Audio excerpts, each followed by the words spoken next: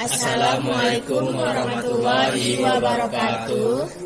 Dan selamat siang buat kita semuanya. Baiklah, selamat siang Bapak dosen dan teman-teman semua. Pertama-tama marilah kita panjatkan puji syukur kepada Allah SWT karena telah memberikan rahmat kesehatan dan keselamatan pada siang hari ini. Dan adapun topik yang akan kami bahas hari ini yaitu materinya tentang mikrokernel. Sebelum saya masuk ke materi, izinkan saya memperkenalkan anggota kelompok 4. Yang pertama ada Parintan Manurung, kedua dari Hini Wahyu Nengsi, ketiga Muhammad Romodan, keempat saya sendiri Muhammad Arif Perdana, dan kelima Wan Nadila Artika. Baiklah, tanpa berlama-lama lagi kita akan masuk ke materi kita, yaitu tentang mikrokernel. Dalam pengetahuan ilmu komputer, mikrokernel merupakan seperangkat lunak dalam jumlah minimum yang menyediakan beragam mekanisme dasar yang dibutuhkan untuk bekerja sebagai sebuah sistem operasi, seperti halnya manajemen pengalamatan ruang tingkat rendah, manajemen thread, dan komunikasi antar proses. Dalam implementasinya, mikrokernel merupakan satu-satunya perangkat lunak yang berjalan dengan tingkat kewenangan tertinggi. Dari serangkaian level kewenangan yang tersedia pada perangkat keras, layanan yang disediakan oleh sebuah sistem operasi beberapa di antaranya adalah device driver, protokol jaringan, sistem berkas, dan kode antarmuka pengguna yang berada dalam ruang pengguna. Mikrokernel atau kernel adalah suatu perangkat lunak yang menjadi bagian utama dari sebuah sistem operasi komputer yang tugasnya yaitu melayani bermacam-macam program aplikasi untuk mengakses perangkat keras komputer atau secara aman. Ada juga definisi kernel yang lainnya adalah suatu perangkat lunak yang membuat komunikasi atau mediator antara aplikasi dan perangkat keras atau hardware yang menyediakan pelayanan sistem seperti pengaturan memori untuk proses yang sedang berjalan, pengaturan file, pengaturan input-output, dan masih banyak lagi fungsi tambahan yang lain. Jadi intinya adalah kernel merupakan suatu penghubung antara software dan hardware. Jadi intinya teman-teman, mikrokernel ini inti dari penggabungan software dan hardware-nya. Dan berikut adalah macam-macam fungsi dari kernel. Fungsi pertama yaitu berfungsi untuk melayani perangkat lunak aplikasi untuk dapat mengakses perangkat keras atau hardware secara aman. Yang kedua, kernel juga berfungsi sebagai pengatur kapan dan berapa lama sebuah program aplikasi dapat menggunakan satu bagian perangkat keras. Hal tersebut biasanya disebut dengan multi-accessing. Ketiga, membantu dan mendukung perangkat lunak aplikasi untuk mengeksekusi dengan fitur abstraksi. Baiklah, selanjutnya akan diteruskan oleh Saudari Parintan Manurung. Kepada Saudari Parintan dipersilakan. Kategori kernel. Berikut kategori dari kernel. A. Kernel monolitik, yaitu kernel yang mengintegrasikan banyak fungsi dari dalam kernel dan menyediakan lapisan abstraksi perangkat keras secara penuh terhadap perangkat keras yang berada di bawah sistem operasi. B. Kernel mikrokernel adalah kernel yang menyediakan hanya sekumpulan kecil dari abstraksi perangkat keras sederhana dan menggunakan aplikasi-aplikasi yang disebut dengan server untuk menyediakan fungsi-fungsi lainnya. Komunikasi antar proses. Komunikasi antar proses atau IPC merupakan suatu mekanisme yang memungkinkan beberapa bagian yang terpisah kepada saling mengadakan komunikasi satu dengan yang lainnya. Umumnya, hal ini diterapkan dengan memanfaatkan mekanisme pengiriman pesan. Selain itu, ikatan berbagai atau share memori sebagai spesifik juga sering pula dipergunakan sebagai satu mekanisme komunikasi antar proses.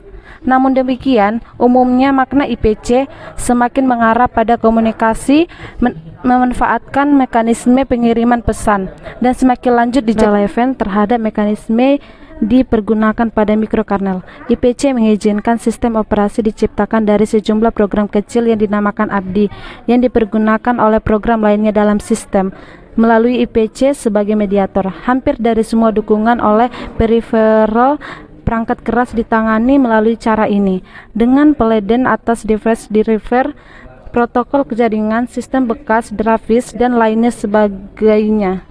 Baiklah, selanjutnya akan dibacakan oleh Saudari Wan Nadila Artika. Peladen mikrokernel pada dasarnya merupakan program jurik biasa seperti umumnya. Dengan pengecualian, kernel memberikan sejumlah kewenangan kepada berinteraksi dengan sebagian dari ingatan fisik yang biasanya dibatasi kepada program pada umumnya.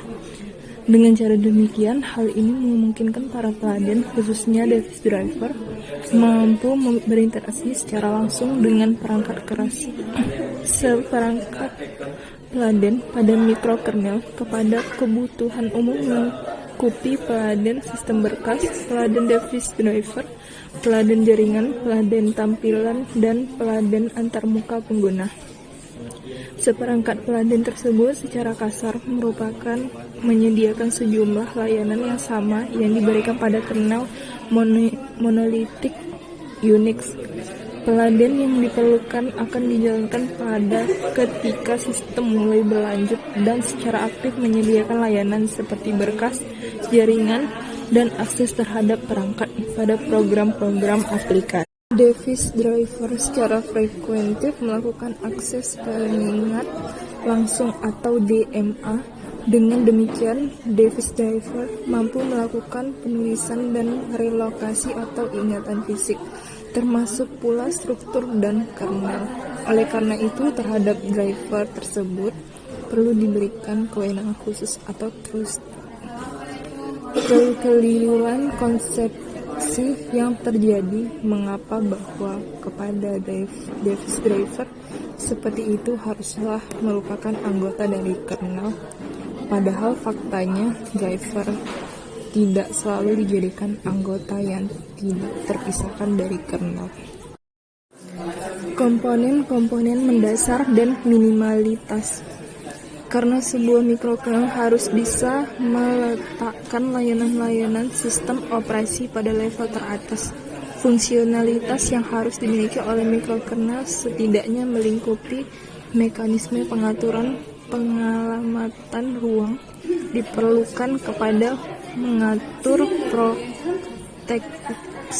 ingatan, mekanis eksekusi secara tidak terwujud kepada mengatur alokasi CPU biasanya merupakan thread atau pengaktifan penjudulan dan komunikasi antar proses diperlukan kepada menyediakan mekanisme pemanggilan peladen yang berlanjut pada alamat ruang spesifik. Baiklah, selanjutnya kita akan masuk ke materi kelebihan mikrokernel yang akan dibacakan oleh saudara Muhammad Romodan. Kepada saudara Romodan dipersilakan. Kelebihan mikrokernel yaitu: yang pertama, interface yang seragam. Yang kedua, proses tidak lagi dibedakan baik antara kernel level maupun user level. Yang ketiga, extensibility. Yang keempat, dapat ditambah fitur-fitur baru tanpa perlu compile ulang. Yang kelima, flexibility. Yang keenam, fitur-fitur yang ada dapat dikurangi atau dimodifikasi sesuai kebutuhan. Yang ketujuh, portability. Yang kedelapan, dapat dilakukan proses porting ke prosesor lain dengan sedikit usaha. Yang kesembilan, reliability. Yang kesepuluh, karena menggunakan API sedikit, dapat meningkatkan kualitas kode yang di luar kernel. Yang kesebelas, mendukung OS yang di object oriented. Yang ke-12, sangat sesuai untuk mengembangkan sistem operasi yang berorientasi pada objek seperti True64, Unix, macOS X, dan KNX. Yang ke-13, real-time application. Yang ke-14, karena sistem mikrokernel menggunakan thread yang dieksekusi secara paralel, mikrokernel sangat mudah mendukung aplikasi real-time meskipun sistem sedang overload. Yang ke-15, robustness atau keandalan tinggi. Yang ke-16, mikrokernel sangat sederhana sehingga bisa dipastikan bebas bugs. Selain itu, proses di dalam mikrokernel berjalan sesuai independen. Yang ke-17, security atau keamanan. Selanjutnya akan dibacakan oleh Rini Wayunensi. Kepada Rini dipersilakan. Kelemahan. Mikrokernel memiliki penurunan kinerja puncak hingga 66% dengan unit aplikasi tertentu.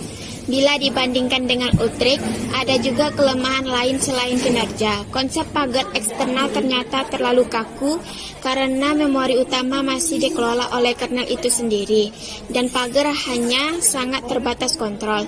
Like memberikan file server multimedia, aplikasi real-time, dan bingkai penyangga manajemen sebagai contoh aplikasi yang memerlukan kontrol penuh atas memori utama.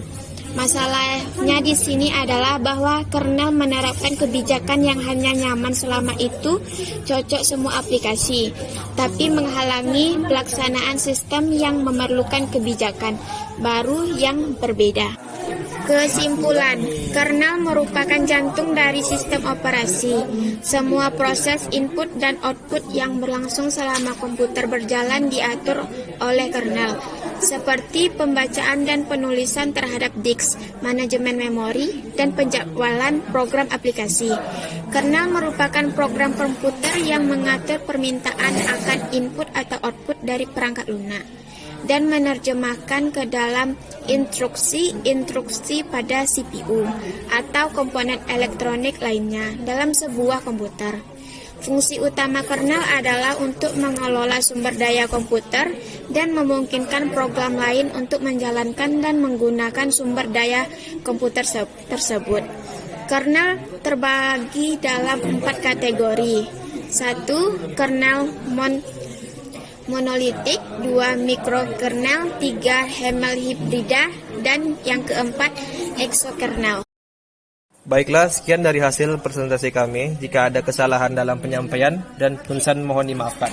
Jika ada teman-teman sekalian yang ingin bertanya, silakan tinggalkan pertanyaan di kolom komentar. Saya sebagai narasumber mengakhiri.